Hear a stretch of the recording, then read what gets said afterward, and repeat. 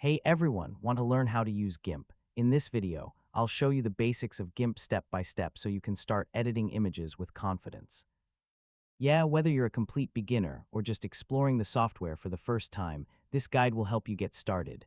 First, launch GIMP on your computer. Once it opens, you'll see the main workspace with the toolbox, canvas, layers panel, and menu bar. Take a moment to get familiar with the layout before you begin editing.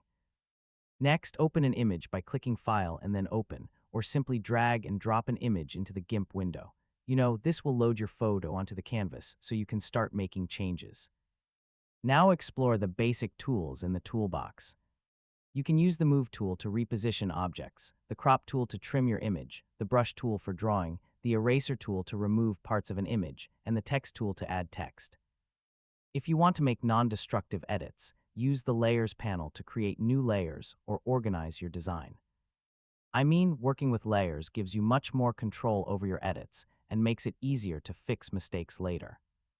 You can also adjust your image using options like brightness and contrast, colors, filters, and transform tools. Try experimenting with different settings to see how they affect your image. When you're happy with your project, save it by clicking File and then Save if you want to keep the editable GIMP project.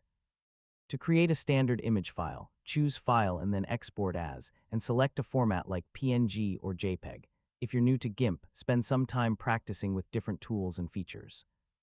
So the more you experiment, the more comfortable you'll become with image editing, and that's how you use GIMP. With a little practice, you'll be able to edit photos, create graphics, and work on creative projects with ease. Thanks for watching, and don't forget to like the video and subscribe for more easy technology guides.